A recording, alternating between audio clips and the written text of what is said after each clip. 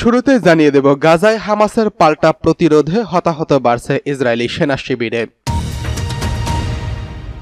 জানিয়ে দেব, ন্যাটোতে ইউক্রেনের যোগদানের বিরুদ্ধে অবস্থান নিয়েছে যুক্তরাষ্ট্র, সন্তুষ্ট রাশিয়া। এরপরে জানিয়ে দেব, ইয়েমেনে হামলার পরিকল্পনা ফাঁস, প্রতিরক্ষা মন্ত্রীর পাশে দাঁড়িয়েছে ডোনাল্ড ট্রাম্প। সর্বশেষ জানিয়ে দেব, এই সপ্তাহেই রাশিয়া ইউক্রেন চুক্তির ভালো সম্ভাবনা দেখছেন ডোনাল্ড ট্রাম্প। এতক্ষণ শুনছিলেন সংবাদ শিরোনাম, এবারে বিস্তারিত। গাজায় হামাসের পাল্টা প্রতিরোধে হতাহত বাড়ছে ইসরায়েলি সেনা শিবিরে। ফিলিস্তিনের গাজা উপত্যকায় ইসরায়েলি আগ্রাসনের জবাবে প্রতিরোধ যুদ্ধে পাল্টা আঘাত হানছে দেশটির মুক্তিকামী সংগঠন হামাস। উত্তর গাজায় হামাসের সঙ্গে লড়াইয়ে ইসরায়েলি বাহিনীর এক সেনা নিহত হয়েছেন এবং আহত হয়েছেন আরও ৩ জন। ইসরায়েলের ডিফেন্স ফোর্সেস আইডিএফ জানিয়েছেন, নিহত সেনার নাম গালেব, যিনি ওয়ারেন্ট অফিসার পদে দায়িত্ব পালন করছিলেন। 2023 সালের অক্টোবর থেকে শুরু হওয়া গাজা যুদ্ধের পর এখন পর্যন্ত ইসরায়েলি সেনাদের প্রাণহানির সংখ্যা বেড়ে দাঁড়িয়েছে 414 জনে। আহত হয়েছেন প্রায় 6000 সেনা। আইডিএফ সূত্রে জানা গেছে, গত 18 মার্চ গাজায় পুনরায় সামরিক অভিযান শুরুর পর এই প্রথম কোনো ইসরায়েলি সেনা প্রাণ হারিয়েছেন। ইসরায়েলের প্রতিরক্ষা মন্ত্রণালয়ের পুনর্বাসন বিভাগ জানিয়েছে, চলমান যুদ্ধে 16,000-এরও বেশি সেনাকে চিকিৎসা সেবা দেওয়া হয়েছে। এদের মধ্যে প্রায় 3000 সেনা শারীরিক ও মানসিক উভয় ক্ষতির সম্মুখীন হয়েছেন। গুরুতর আহতের হার প্রায় 4% এবং মাঝারি আঘাতপ্রাপ্ত প্রায় 6%।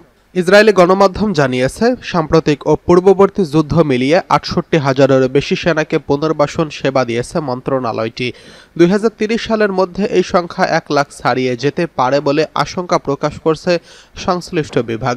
তারা বলছে, সেনাদের অর্ধেক অংশ মানসিক রোগী হয়ে যেতে পারেন। গাজার কাইজান আল নাজ্জার এলাকায় ইসরায়েলি বাহিনী 3টি সামরিক বুলডোজার, ট্যাঙ্ক বিধ্বংসী অস্ত্রে আক্রান্ত হয়। ব্যবহৃত অস্ত্রের মধ্যে ছিল ইয়াসিন 105 ক্ষেপণাস্ত্র, শাওয়াজ বোমা এবং ব্যারেল বোমা। আল কাসামস ব্রিগেডের যোদ্ধারা সুপরিকল্পিত ফাঁদে ফেলে আইডিএফের একটি ইউনিটকে সুড়ঙ্গে প্রবেশ করিয়ে একাধিক বিস্ফোরণ ঘটায়। এতে বেশ কয়েকজন সেনা নিহত হয় এবং আহত হয়। ইতোমধ্যে হামাসের সঙ্গে একটি অস্থায়ী যুদ্ধবিরতির প্রস্তাব প্রত্যাখ্যান করছে ইসরায়েল।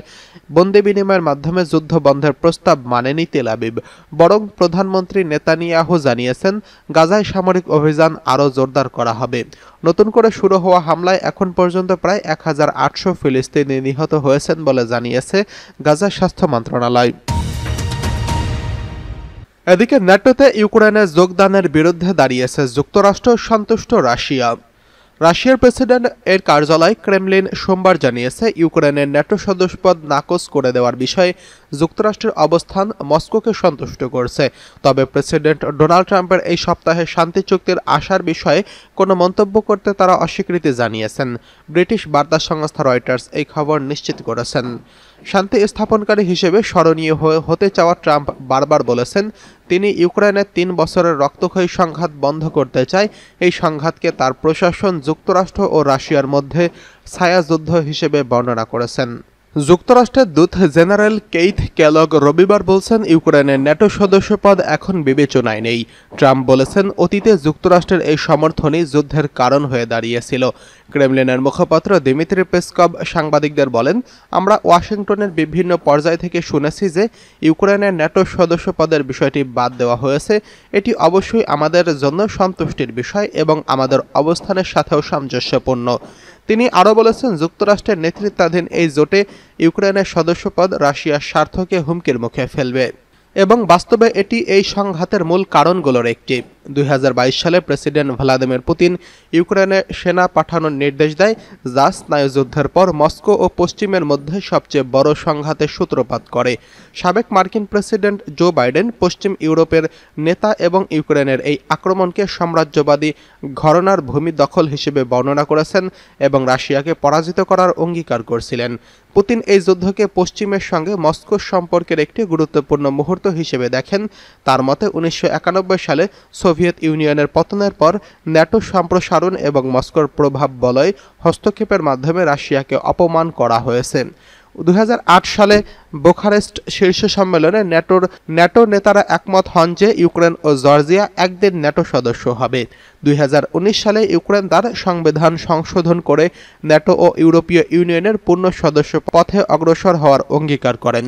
পুতিন বারবার বলেছেন, ইউক্রেন যদি ন্যাটোতে যোগদানের আকাঙ্ক্ষা ত্যাগ করে এবং রাশিয়া দাবি করা 4 ইউক্রেনীয় অঞ্চল থেকে সৈন্য প্রত্যাহার করে, তাহলে রাশিয়া যুদ্ধ বন্ধ করতে প্রস্তুত।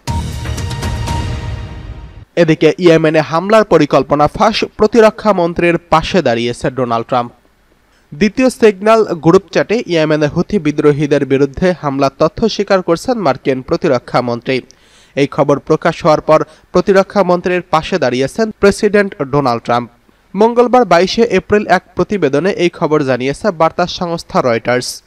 সোমবার 21 এপ্রিল একাধিক গণমাধ্যম জানিয়েছে, মার্কিন প্রতিরক্ষা মন্ত্রী ও তার স্ত্রী, ভাই এবং ব্যক্তিগত আইনজীবীর সঙ্গে একটি গ্রুপ চ্যাটে ইয়েমেনে পরিকল্পিত বোমা হামলার তথ্য শেয়ার করছেন।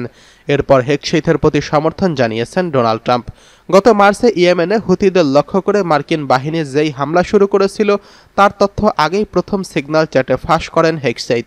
ওই গ্রুপে ভুল করে আটলান্টিক ম্যাগাজিনের প্রধান সম্পাদককে যুক্ত করা হয়েছিল, তবে দ্বিতীয়বার পরিবারের সদস্যদের কাছে হামলার পরিকল্পনা ফাঁস করার অভিযোগ উঠেছে প্রতিরক্ষা প্রধানের বিরুদ্ধে। এরপর তার নেতৃত্ব নিয়ে নতুন করে প্রশ্ন উঠেছে, অনেকে তাকে বরখাস্ত করার দাবি জানিয়েছেন। এই বিষয়ে ট্রাম্প সাংবাদিকদের বলেছেন, আবার শুরু হলো শুধু সময়ের অপচয়, অনেক ভালো কাজ করছেন। ট্রাম্প আরও বলেন, হেক্সেইথ একজন সাবেক মার্কিন সেনাবাহিনীর ন্যাশনাল গার্ড অফিসার এবং ফক্স নিউজের উপস্থাপক। তিনি ষড়যন্ত্রের শিকার। তিনি বলেন, অনেকেই তার প্রতি সন্তুষ্ট নয়। এদিকে এই সপ্তাহেই রাশিয়া ইউক্রেন চুক্তির ভালো সম্ভাবনা দেখছেন ডোনাল্ড ট্রাম্প। যুক্তরাষ্ট্রের প্রেসিডেন্ট ডোনাল্ড ট্রাম্প বলেছেন, এই সপ্তাহে রাশিয়া ও ইউক্রেনের মধ্যে শান্তি চুক্তির খুব ভালো সম্ভাবনা রয়েছে।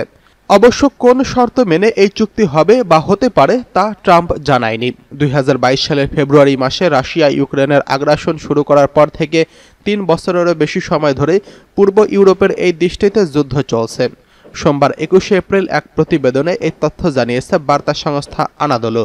বার্তা সংস্থাটি বলছে, প্রেসিডেন্ট ডোনাল্ড ট্রাম্প জানিয়েছেন, চলমান রাশিয়া ইউক্রেন যুদ্ধ অবসানের লক্ষ্যে এই সপ্তাহেই একটি চুক্তি হতে পারে এবং তার মতে এর খুব ভালো সম্ভাবনা রয়েছে। হোয়াইট হাউসের স্টার এগ রোল উপলক্ষে আয়োজিত বার্ষিক অনুষ্ঠানে এক সাংবাদিকের প্রশ্নের জবাবে ট্রাম্প বলেন, আমি মনে করি এই সপ্তাহে মস্কো ও কিয়েভ একটি সমঝোতায় পৌঁছতে পারে। তিনি আরও জানিয়েছেন, ইউক্রেন ও রাশিয়া আমাদের নিয়ে দারুণ কিছু বৈঠক হয়েছে। এই সময় ইরানের সঙ্গে পারমাণবিক চুক্তি নিয়ে আলোচনার প্রসঙ্গও তোলেন ডোনাল্ড ট্রাম্প। তিনি বলেন, ইরান বিষয়েও আমাদের ভালো বৈঠক হয়েছে। ইউরোপীয় ইউনিয়নের সঙ্গে চলমান বাণিজ্য উত্তেজনা নিয়ে তিনি আশাবাদ ব্যক্ত করে বলেন, আমরা সবার সঙ্গেই শেষ পর্যন্ত একটি চুক্তিতে পৌঁছাব।